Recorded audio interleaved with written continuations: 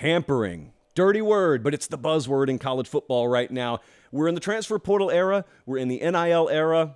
I'm being told we're in the tampering era too. Several of you have reached out to me about this. I think it was Feldman and it was Max Olson over at The Athletic. Both dudes do great work, and they put out a piece together about tampering, and it's right there on The Athletic's college football front page if you want to go give it a read. I highly suggest that you subscribe over there. Even though I don't have a skin in that particular game, they do incredible work, especially on the college football front. So they wrote a story, and they quoted anonymously a lot of coaches, except for Pate Narduzzi, who just went on the record. More on that in a second. The piece basically says exactly what you would think it would say. The G5 is being ravaged by tampering. You've got people who are cheating, and you've got a bunch of bad actors behind the curtain, behind the scenes, who are taking full advantage of kids who don't know any better.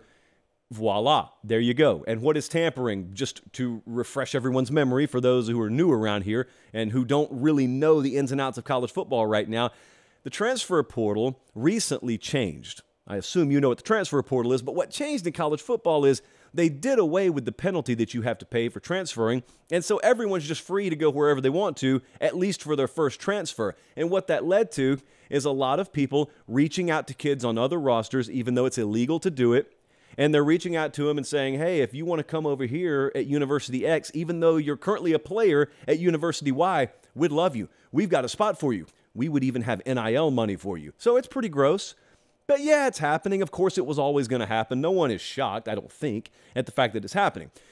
I hear it constantly.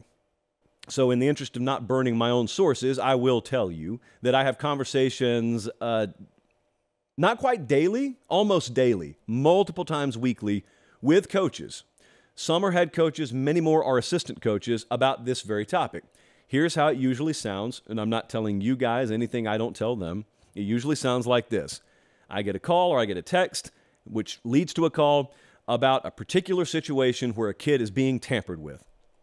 And the evidence is either hearsay or screenshots of DMs or text messages they have. So usually there's fairly solid evidence here. Usually they got a lot to go on, and my response is always the same. Speak up. Because what they really are coming to me for is they're coming to me because they'd love in an ideal world for me to shed light on one particular person or one particular school who is doing this, and I'm not going to do it because there is not one particular school or one particular person at a school who is doing this. There's a lot of bad traffic out there on the interstate that we call college football. But I always do tell them, why don't you speak up? And they say, I can't. And I say, no, you won't. It's not you can't, you won't. Now, they've got their reasons. The first reason is, well, they think it'll look like sour grapes. Maybe so. Number two is, well, I don't want to disproportionately burn a buddy because in a lot of cases, all these dudes know each other, and they don't necessarily want to see one of their friends who's guilty of tampering lose his job because the NCAA just randomly decides to drop a sledgehammer on his head.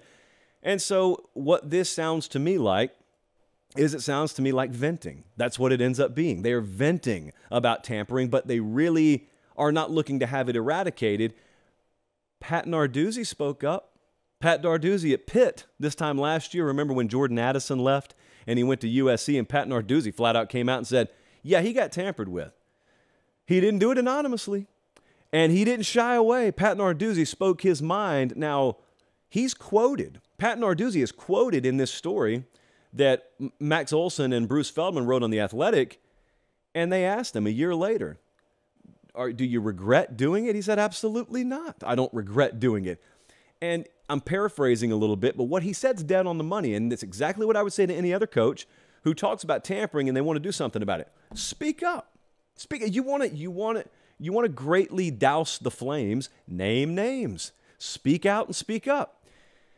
Even if you don't get actionable results on the specific kid that you're speaking up about, even if you don't get punitive measures levied against the specific person that you're alleging tampered, as Pate Narduzzi said, it's absolutely going to make folks think twice about coming after kids on your roster a year from now, because the last thing they want to do is get called out publicly. There's this kind of unwritten understanding right now that no one's really going to call anyone out. Why is that?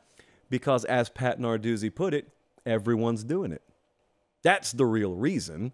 of course, if the common sense hadn't already set in on you. That's the real reason no one's speaking out, because they know tomorrow they may have to do the exact same thing. Narduzzi spoke out. He said, we don't do it. So I don't care. I have no problem speaking out. So I got a lot of respect for Pat Narduzzi because he's got a problem and he's willing to speak publicly about it. And therefore, I will never disagree with any take that guy has, even if it's a differing of opinion. I can respect a difference of opinion there. He's speaking out about it. More of you should. The process is not a one-way street, though. This is what I wanted to get to for just a second. There's a lot of complaining from coaches, and there's a lot of complaining from folks in all spheres of college football right now about tampering, and the allegations always go towards the coach. And it's valid in a lot of cases. There are coaches that in a lot of cases have proactively scouted a kid, and they either personally have reached out or they've covered their tracks a little bit better, and they've reached out via second and third party channels, and they've gotten in contact with a kid illegally and told him, if you hop in the portal, we want you here. We got a spot for you here. Yes, that happens, but it's not a one-way street. And let me tell you the stories that I hear a lot that never make it to your ears because there's not nearly as much benefit in it making it to your ears. A lot of times, coaches are receiving DMs. A lot of times, coaches are receiving phone calls and text messages from someone representing a kid trying to gauge whether there would be an offer if that kid went in the portal. Now, I know that this is probably not shocking news to you, but I would just ask, do you ever hear about that? And I'm not blaming kids, by the way. This is not me demonizing kids. I'm just painting the real picture for you. Tampering is a lot more layered than it seems. Right now, you just view these innocent fawn children on these rosters, and some evil coach comes in their DMs on Twitter or Instagram, and all of a sudden, oh, they're like a piece of meat. Sometimes it works that way. Let me tell you how it often works on the other side. The other side is running backs coach is chilling at 3:30 in the afternoon, and oh, his phone just went off. Who is this? Oh, that's the uncle of that kid I recruited 2 years ago. Wants to know if I'd have a spot for him here at Pate State. Well, isn't that peculiar? Isn't that strange? Now let me go act on it. Hey, I am not demonizing anyone. Sure, the coach is doing it's illegal. I'm just saying there's some guided information they have a lot of times that lets them know if we do go after this kid, not if but when he jumps in the portal, pretty good chance we're going to land him. Why? Because they already told us that we're going to land him. You can agree or disagree with all this stuff. You can agree or disagree with whether the transfer portal should operate the way it does. We've had that debate in college football. I don't think anyone's really changing their mind on it right now. Maybe a few of you are, but even if you are, it doesn't matter. It's not like the thing's going to close up. I do like the windows that they put in, but even with the windows, I mean, if you're a G5 head coach, right now you wrap up spring ball the same time that the big boys at the Power 5 level did. The big boys at the Power 5 level have used spring to basically do a stress test on their roster, and they've realized, yeah, we do need a couple of more pieces on the interior of our offensive line. Yeah, we aren't as good at slot receiver. Yeah, we did have a bad injury at safety. We do need some help there. They just go raid your roster. And if you're at Kent, if you're at North Texas, if you're at UL Lafayette, what is your recourse? You're a sitting duck. You're so vulnerable, and it was always going to be that way. And that's why a lot of people, not all, but a lot of people who have their hands on the wheel of the sport could not care less about the G5. They just don't care. They never really fought to preserve anything that you guys are doing. I'm telling you right now, you think they're looking out for you when they start talking about this auto bid process and the upcoming expanded college football playoff. I'm telling you, it's going to screw you 9 ways from Sunday there too, because while one of your participants, one of the lucky few, gets zapped up onto the spaceship of the college football playoff, it's coming at the expense of big-time schools not scheduling you anymore because the expanded playoff makes it such that they don't have to go undefeated anymore, and all things equal, they'd just rather play 12 Power 5 opponents and maybe 11 Power 5s and an FCS. You're the one that gets hung out to dry. No one's looking out for the G5. No one is. Even the people who claim they aren't. At least I've always been honest about this. At least I've always sat here and said it's laughable that we pretend all of these 130 some odd teams are under the same umbrella. It's never been that way. But I digress. That's another segment. The grossest part of this thing has been and will continue to be handlers. Okay, you may think that, that wide receivers coach tampering with that kid before he's ever entered the portal, that grosses me out. No. What would gross you out infinitely more if you could see it is overturning the rock and watching all those handlers and all those agents scurry around. You don't know their names. They like it that way. You don't know anything about them. They like it that way. They want to operate in the shadows, and they want to have the kid be out in the forefront. They just want to leech off of that kid. And there was a really good point made in this athletic piece that I would like to reiterate to you because I don't think a lot of you know this.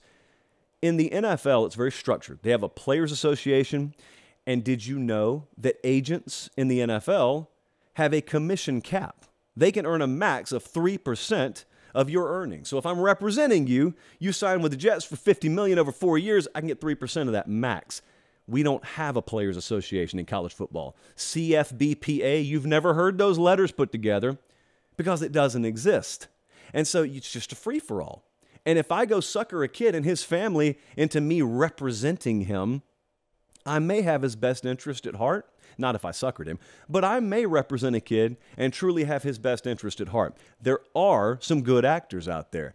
You do know a lot of their names. There's a reason you don't know the names of the bad actors. They don't want the light shown on them because of just what I told you. They are bad actors, and they understand I could go convince a mom that, hey, I'm going to get your kid 75 or 100 grand. Who cares if I take 15% off the top? By the way, could you sign this piece of paper that says that same conversion rate applies over the next 10 years, even if he gets to the NFL? Yeah, that kind of stuff, illegal, by the way, but is the kind of backwards agreement that you see being agreed to a lot of the times.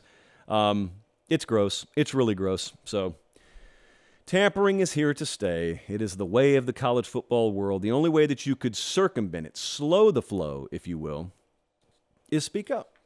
Take the Pate Narduzzi approach in life. Just speak up.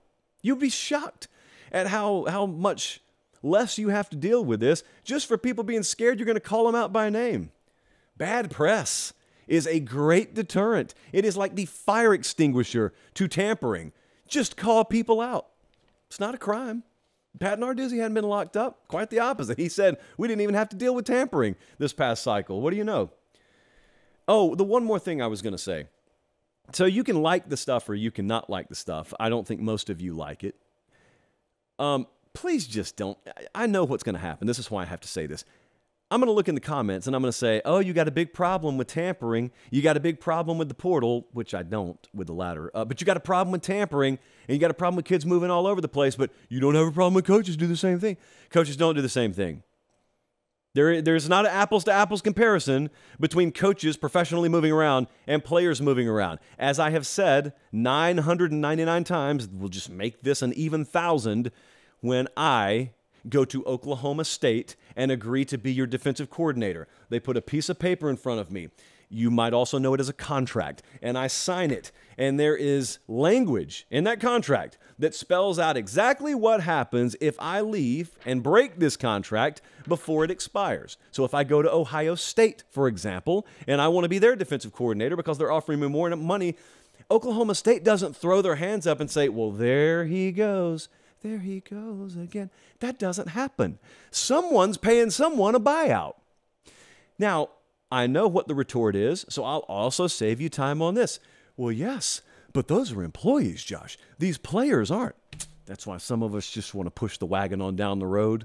We don't want to hem-haw around. We don't want to stop at the rest stops. Let's just get to where we're going. And if it's employment, if that's where we're going, let's just go ahead and get there so I can stop having to deal with comments like that. Well, coaches do it. Why couldn't players do it? Oh, such happier times on the horizon here.